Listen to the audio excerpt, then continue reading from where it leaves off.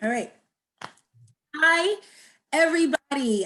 My name is Lynn Streeter Childress, and I am the founder and artistic director of Building Better People Productions. We are a theater for young audiences company based in Annapolis, Maryland, and all that we do is themed in things like kindness and respect and understanding all things that we need today. We are excited to be a part of the Big Read, Anne Arundel County.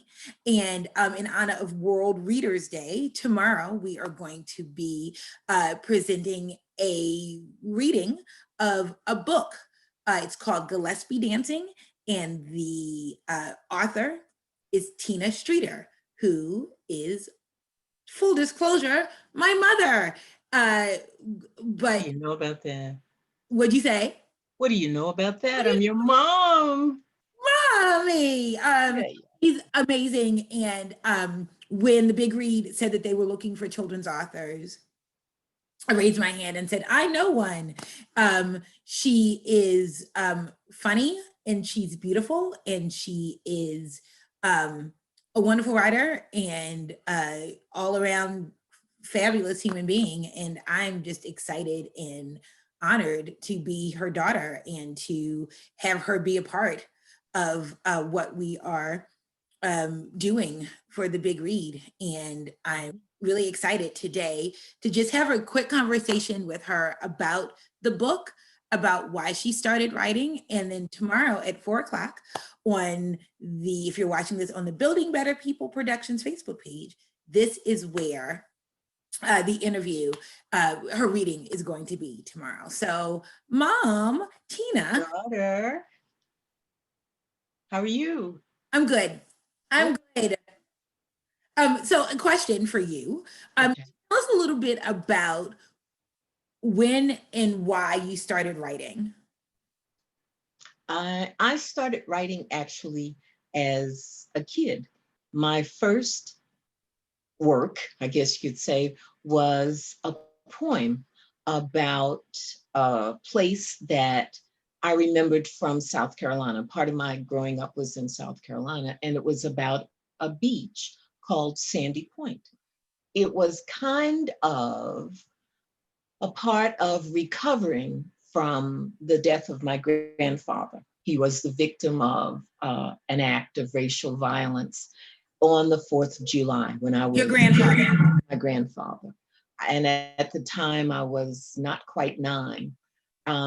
We were scheduled to go to a beach. It was a man made beach, I believe, in South Carolina on the day that he died. So a couple of years later, when I was about 11, I wrote about this beach that we were supposed to have gone to. And I kind of surprised myself that it was not bad. It was pretty good. My mom liked it. Of course, she had to, it was in the contract.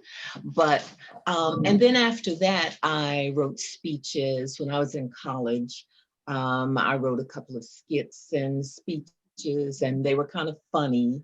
They were about the experience of being a PK, a preacher's kid. So it kind of kept going for a while. And what made you want to write this book, Gillespie Dancing, which you wrote? So you said college, you wrote, and up until college, what you just talked about, and Gillespie came out in 2015. I believe so. Yeah. So what funny thing happened on the way to the book? So what made you want to write that book then?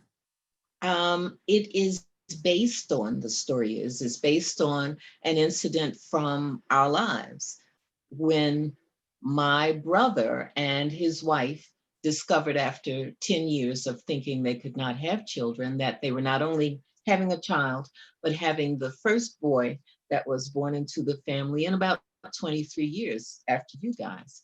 And it became an event.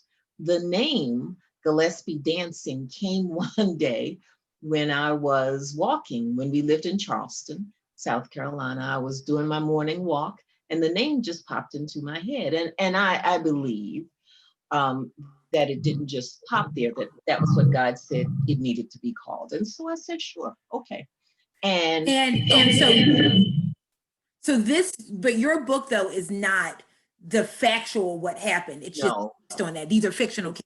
these are fictional characters. It does use some of the names. There's sort of some inside jokes there. You and your sister are two of the characters, but you have kind of opposite names of what your real names are. And there are other people whose names are in the book and assigned to certain characters, but they're not the actual characters. Names are a big part of this because I believe everyone has a name story.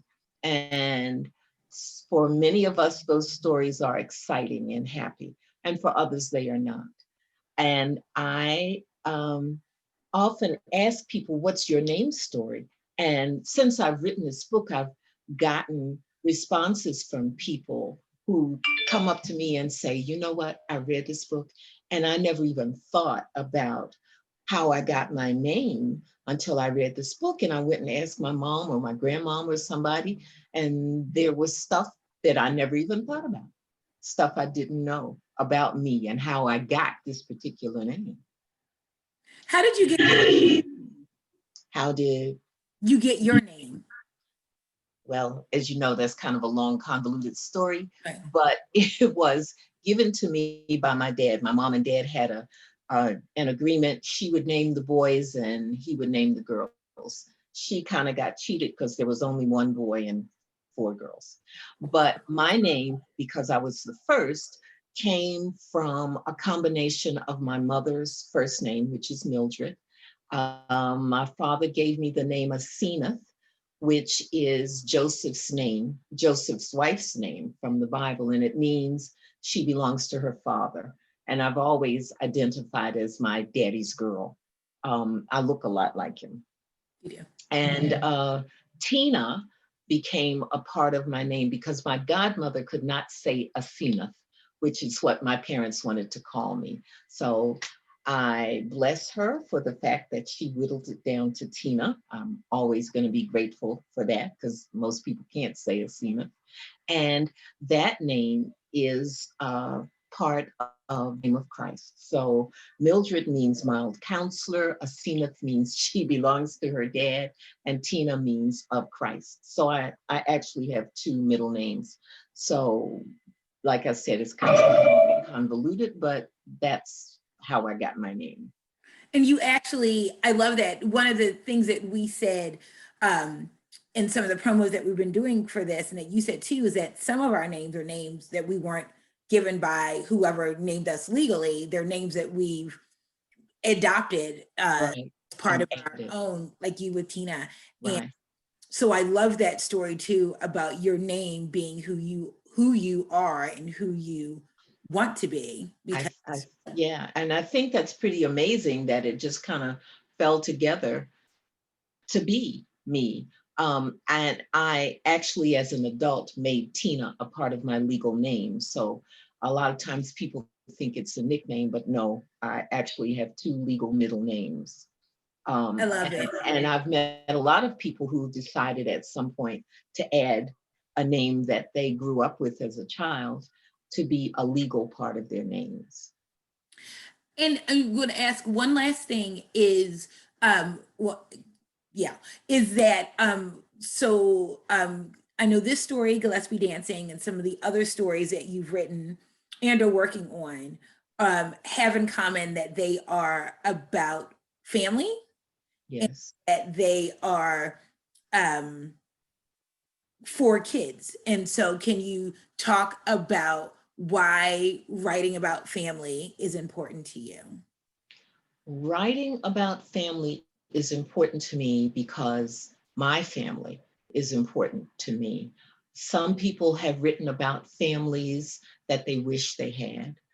Sometimes I have been willing and ready to trade my family off for, I don't know what, coffee beans or something, but they're my family. And they have inspired a lot of things in me, including my writing. Um, the Gillespie story talks about how a crazy family situation, which is not uncommon, becomes something that, instead of tearing the family apart, and it was kind of headed in that direction, brings the family closer. Um, and it talks about spiritual input, which is very important in my family, very important to me personally. It talks about how people can just be crazy about things. That's also our family, as you know. We can just get so invested in things sometimes that we just kind of lose our minds. And people have told me that that same kind of thing often has happened in other families too. So it's kind of a universal thing about how we can be so caught up in things in our families that we forget about the unity and only think about what we want. And so then it becomes somebody's responsibility to come up with a way to keep that situation from making everybody crazy and decide they never want to talk to family members again. Yeah, that's no good. That's that part is no good. Well, I'm Yes. really excited to hear you read tomorrow. I am excited too. Thank you so much for asking me. I appreciate I'm excited. Again, I think it's a great book, and I would think that it. even if Thank you weren't my mom, um, I think it's a great book, and I'm glad that we're going to be able to show it to people, and they're going to be able to buy it. you. Let's not leave that part out. Yeah, Yes, you're buy the book, everybody. absolutely. Um, Yes. thank you. But anyway, thank you. Thank you. And may I say one more thing?